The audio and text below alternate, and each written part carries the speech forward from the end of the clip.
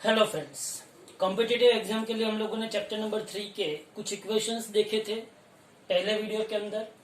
वहां पे हम लोगों ने terminal voltage, EMF, V is equal to E minus I R, वहां तक हम लोग आए थे इक्वेशन में। आज हम उसी ही चैप्टर के अंदर थोड़े बहुत और इक्वेशंस ऐड कर रहे हैं। ध्यान से समझना क्या ऐड कर रहे हैं, बराबर है। तो हमारे पास सेल है। सेल मतलब आप लोगों को पता है बैटरी है। बैटरी की दो चीज होती है, एक टर्मिनल वोल्टेज होता है और दूसरा क्या होता है, ईएमएफ है। ये जो सेल है, अगर ऐसे एन सेल्स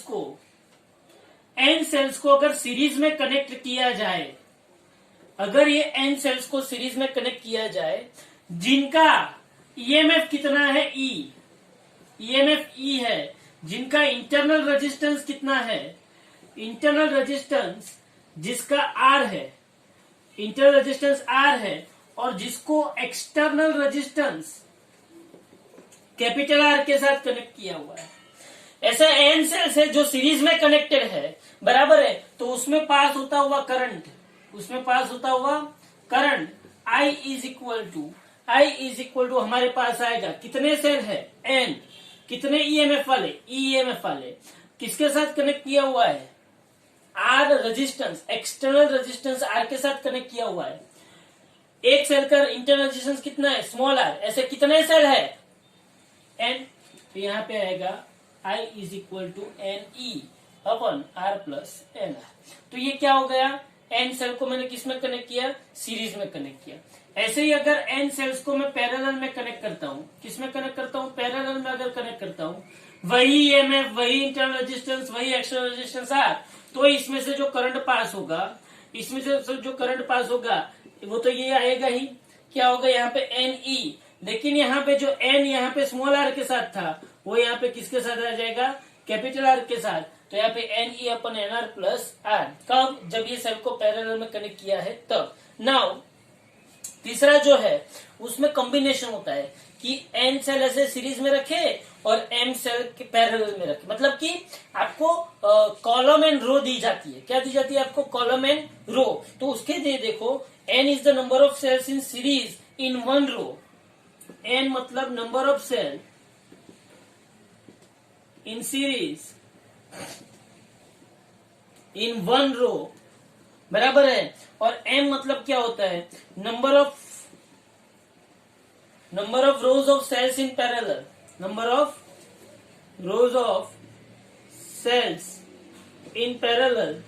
अगर आपके पास एन ऐसी सीरीज में है, मतलब एन सेल ऐसे है और एम सेल ऐसे आपको पैरेलल में है, तब इसमें करंट क्या होगा, I is equal to M into N into E divided by M R plus N R. ये सब इक्वेशन आपको याद ही रखने हैं, इसके डिटेल में आपको पढ़ना नहीं है, बराबर है। तो ये आ गया M N E upon M R plus N R. अब अगर मुझे मैक्सिमम करंट चाहिए, क्या चाहिए मुझे, मैक्सिमम करंट मुझे कब मिलेगा, बराबर है। तो मैक्सिमम करंट तभी मिल सकता है जब ये जो एन आर है, ये एन आर किसके इक्वल हो जाए, एम आर के। तो ऐसा एमसीक्यू आता है कि if you want to find maximum current अगर आपको चाहिए, तो आपको कंपलसरी क्या करना पड़ेगा, small N into small R is equal to small M into capital R. मतलब कि एक्सटर्नल रेजिस्टेंस, ये क्या है, एक्सटर्नल रेजिस्टेंस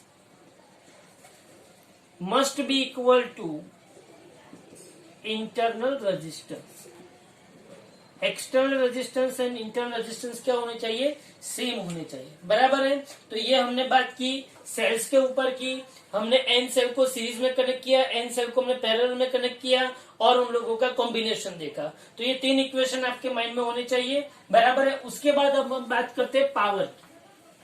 आपको बहुत अच्छी तरह से पता है कि पावर क्या होता है, बहुत अच्छी तरह से आपको पता है कि जूल हीटिंग क्या होता है। आप लोगों को ये भी पता है कि अगर मैं कोई भी करंट कैरिंग कंडक्टर है, उसके अंदर अगर मैं करंट पास करता हूं, तो वो कंडक्टर क्या हो जाता है, गर्म हो जाता है। क्या हो जाता है, गर्म। और उसको हम जूल हीटिंग बोलते हैं, बराबर है। अपनी जो आयन होती, मतलब इस्त्री जो हम करते हैं, फिर ये ओवन है, फिर वो पानी गर्म करने का जो मशीन है, वो सब क्या है, हीटर जो है, वो सब क्या है, जिसको जो जूल हीटिंग के बेस पे काम करते हैं। किस पे काम करते हैं? Joule heating. तो heat produced by electric current, heat produced by electric current. तो इलेक्ट्रिक करंट जो हीट प्रोड्यूस करता है, बराबर है, उसके लिए इक्वेशन क्या है? तो हीट एनर्जी, हीट क्या है? एनर्जी है। तो heat energy H is equal to, मेरे पास पहला इक्वेशन है I square R T, where I current है जो करंट कंडक्टर के अंदर से पास होता है, आर क्या है? उसका रेजिस्टेंस, और टी मतलब कितने टाइम से पास होता है, बराबर है। ये आंसर किस में आया? जूल में आया। दूसरा इक्वेशन आपके पास है VIT, क्या है? VIT, ये भी किस में आंसर आया? जूल में आया। और तीसरा इक्वेशन आपके पास V square by R, V square T by R, ये भी आपको आंसर किसमें मिला? जूल में मिला। तो ये आई स्क्वायर आर टी, मतलब इन शॉर्ट मैं आपको एक समझा देता हूँ बात, कि ये जो तीनों तीन इक्वेशन है, ये तीनों तीन इक्वेशन क्या बताना चाहते हैं कि सभी आपको ये जो जूल एनर्जी, ये हीट एनर्जी दे रहे हैं, वो किस में दे रहे हैं? जूल में दे रहे हैं। लेकिन इसी को अगर हम कैलोरी में लिखे, किस में लिखे? कैलोरी में लिखे, तो आपको यही हीट एनर्जी का इक्वेशन अगर आपको कैलोरी में चाहिए, किस में चाहिए? कैलोरी में। तो कैलोरी में आपके पास ये जो आई स्क्वायर आर टी है, ये जो VIT है, ये जो V square T by R जो है, ये सब इक्वेशन वही के वही रहेंगे, लेकिन आपको इसको डिवाइड करना पड़ेगा। इसको आप डिवाइड करोगे 4.18 से, इसको भी 4.18 से, और इसको भी आपको किससे डिवाइड करना पड़ेगा? 4.18 से। समझ में आ रहा है? इसका मतलब ये हुआ, इसका मतलब ये क्यों ऐसा होता है? क्योंकि 1 कैलोरी इज इक्वल टू 4.18 क्या होता है? जूल। तो 1 joule is equal to 1/4.8 calorie, बराबर है। तो ये किसकी बारे में बात हो गई? हीट एनर्जी के बारे में बात हो गई, बराबर है। अब यहाँ पे मैं दो चीज आपको लिखवाना चाहता हूँ, ध्यान से समझना। दो चीज है। The equation work is equal, see work is equal क्या होता है? वर्क इज इक्वल एक इक्वेशन है VIT। कहां से आई ये इक्वेशन? तो वर्क इज इक्वल, सी समझना, वर्क इज इक्वल क्या होता है? Power is equal work upon time. देखो यहाँ पे पावर इज इक्वल, मेरे पास इक्वेशन क्या है? Power is equal work upon time. तो work is equal power into time, but power क्या है मेरे पास? Power is equal V into I. तो work is equal to power V into I into T, ये equation है।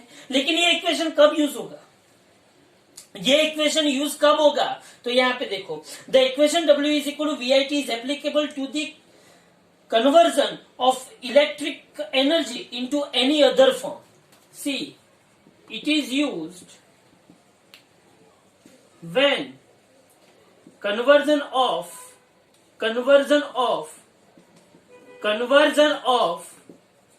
electrical energy into any other format, any other form of energy. मतलब अपन अपनी जो इलेक्ट्रिक एनर्जी है वो लाइट एनर्जी में convert हो जाए, साउंड एनर्जी में कन्वर्ट हो जाए, किसी में भी कन्वर्ट हो जाए, सबके लिए ये इक्वेशन चलेगा W is equal to VIT। समझ में आ रहा है?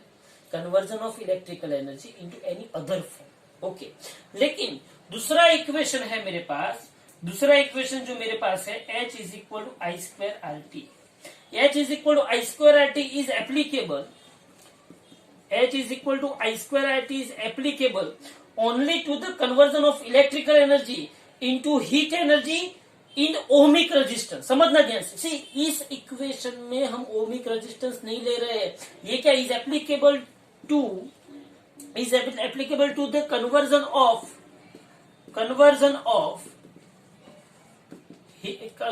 of electrical energy into heat energy in an ohmic resistor। मतलब रजिस्टर जो होता है कि जिसका आर रेजिस्टेंस होता है, उसके अंदर जब हीट एनर्जी जनरेट होती है, तब जाके मुझे कौन सा इक्वेशन यूज करना पड़ता है? H is equal to I square R T. तो याद रखना, बहुत सारे स्टूडेंट को ये प्रॉब्लम रहता है कि ये इक्वेशन, क्योंकि एक ही सम के अंदर ये इक्वेशन भी यूज करते हो और ये इक्वेशन भी यूज करते हो। तो ये इक्वेशन कब यूज करना है? जब इलेक्ट्रिकल एनर्जी का कोई भी फॉर्मेट की एनर्जी में अगर कन्वर्जन कभी ये equation H is equal to I करना है, जो एनर्जी का सिस्टम में हीट एनर्जी में लॉस है, तब क्यों यूज करना है? Square are. ओके, चलो अभी यहाँ पे देखो, अगर मेरे पास सर्किट प्योरली रेजिस्टिव है, प्योरली रेजिस्टिव सर्किट है, then the energy expended by the source is entirely appears as heat. Purely resistive circuit मतलब मेरे पास सपोज कि सर्किट के अंदर एक सेल है और दूसरा कोई एक रजिस्टर है, बराबर है, तब जो एनर्जी लॉस होगी, मैंने सेल से जो एनर्जी प्रोवाइड की वो इलेक्ट्रिकल एनर्जी है, लेकिन वो जो कंडक्टर है या तो वो जो रजिस्टर है उसके अंदर जो एनर्जी लॉस होगी वो टोटली किस में कन्वर्ट हो जाएगी, हीट में कन्वर्ट हो जाएगी। इतना पता चला। इसका मतलब ये हुआ कि अगर मुझे हीटर बनाना तो वहां पे मुझे जो मटेरियल यूज करना वो प्योरली रेजिस्टिव मटेरियल यूज करना पड़ेगा, तब जाके मेरी टोटल इलेक्ट्रिकल एनर्जी किस में कन्वर्ट होगी, टोटल हीट एनर्जी में कन्वर्ट होगी। दूसरा बात ये है, if the circuit has an active element मतलब क्या, सी एक्टिव एलिमेंट मतलब क्या होता है, जैसे कि हमारे पास सप्लाई है और हम लोग वो इलेक्ट्रिक मोटर यूज करते हैं, इलेक्ट्रिक मोटर को यहाँ पे हमने क्या बोला हुआ है, active material, active element. Then see मैंने सप्लाई दिया, बराबर, मैंने इलेक्ट्रिकल एनर्जी प्रोवाइड की, सप्लाई दिया, इलेक्ट्रिकल एनर्जी प्रोवाइड की, किसको, मोटर को। अगर मैं मोटर को इलेक्ट्रिकल एनर्जी प्रोवाइड करता हूं तो मोटर क्या करेगा, उसके दो पार्ट करेगा, एक पार्ट जो है उससे वो अपना फंक्शन करेगा, वर्क करेगा, बराबर है, हाँ। तो then part of energy supplied by the source goes to do useful work, and बाकी का जो एनर्जी बचेगा वो किस में कन्वर्ट होगा, हीट में कन्वर्ट होगा, बराबर है। उसके बाद आप लोगों को ये सब कुछ तो पता है, electrical power is equal work upon time, joule upon second, उसको वॉट बोलते हैं, और 1 HP is equal to 746 watt होता है, horsepower is equal to 746 watt होता है, बराबर है। अब मेरे पास है 3 बल्ब है, ऐसे न्यूमेरिकल आते हैं कि तीनों तीन बल्ब को अगर तीनों बल्ब के पावर रेटिंग कि कितने पावर के कितने वोल्टेज पे कितने वॉट पे वो काम करते हैं, तो तीन बल्ब के वॉट कितने हैं, पावर कितने हैं, P1 P2 P3। अगर तीन बल्ब को सीरीज में कनेक्ट किया है तो P इफेक्टिव क्या रहेगा, 1/P effective is equal 1/P1 plus 1/P2 plus 1/P3, और तब करंट कितना पास होगा, I is equal to V/R1 plus R2 plus R3। क्यों, कैसा हुआ है, सीरीज में कनेक्ट किया है। और अगर तीन को पैरेलल में कनेक्ट करेंगे तो P effective is equal to P1 plus P2 plus P3, बराबर है। ब्राइटनेस का इक्वेशन आपको पता है, P is equal to I square R, H is equal to I square R T नीचे आ गया तो P इज इक्वल टू क्या आ गया, आई स्क्वायर आर। अब ये मेन है efficiency of source of EMF जहां से आता है उसकी एफिशिएंसी क्या होगी, तो उसकी एफिशिएंसी होगी आउटपुट पावर अपन इनपुट पावर। एफिशिएंसी तो सीधी सी बात है, आउटपुट अपन इनपुट होता है, तो यहाँ पे efficiency of source of EMF, तो आउटपुट पावर अपन इनपुट पावर, आउटपुट पावर क्या होगा, टर्मिनल वोल्टेज इंटू करंट, और इनपुट पावर क्या होगा, जो ईएमएफ है इंटू करंट, तो आई कट हुए। अब टर्मिनल वोल्टेज इज इक्वल क्या हुआ, आई आर, और ई इज इक्वल क्या हुआ, आई इंटू आर प्लस आर। अब यहाँ पे भी क्या कट हुआ, आई कट हुआ, तो बाकी अपने पास एफिशिएंसी क्या बची, आर अपन कैपिटल आर मतलब external resistance upon small R मतलब internal resistance plus capital R, बराबर है। अब मेरे पास एक थियरम है, मैक्सिमम पावर थियरम।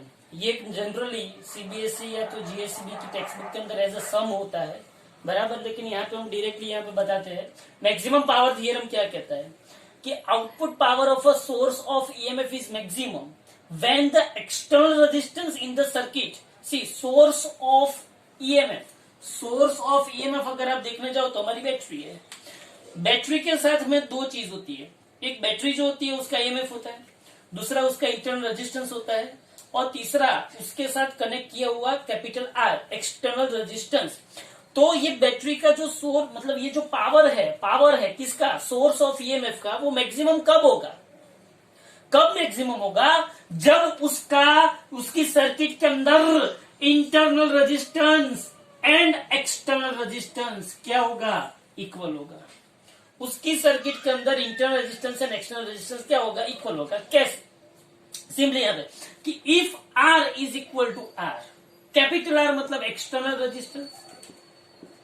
रेजिस्टेंस और स्मॉल आर मतलब इंटरनल रेजिस्टेंस, अगर ये दोनों इक्वल है तभी पावर क्या होगा, मैक्सिमम। और पावर के equation square R upon R plus R square, power का इक्वेशन क्या है, E square R small R upon R plus R का स्क्वायर। तो सीधी सी बात है, if capital R is equal to small R, ये मैंने रखा E square R upon R plus R का square, small R plus small R का स्क्वायर, तो आर प्लस आर 2r का स्क्वायर मतलब क्या हुआ 4r स्क्वायर, आर कट हुए तो मेरे पास पी मैक्सिमम क्या आ गया square by 4r, 4 small are, बराबर है। अब यहाँ पे देखो ये क्या हो गया मैक्सिमम पावर थ्योरम, मतलब कि आपको सिर्फ एक ही बात याद रखनी है, इफ अगर सोर्स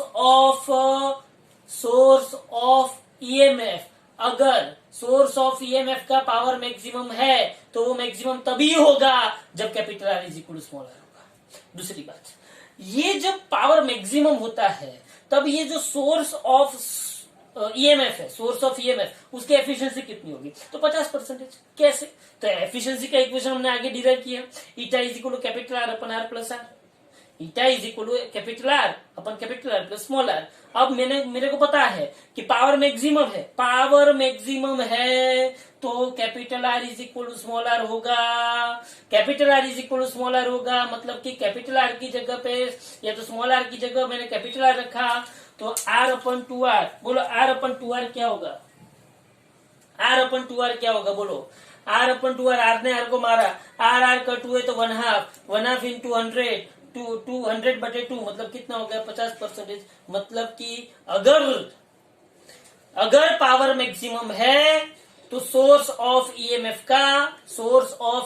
का एफिशिएंसी 50% होना चाहिए, आधी हो जाती है अगर पावर मैक्सिमम है तब, बराबर है।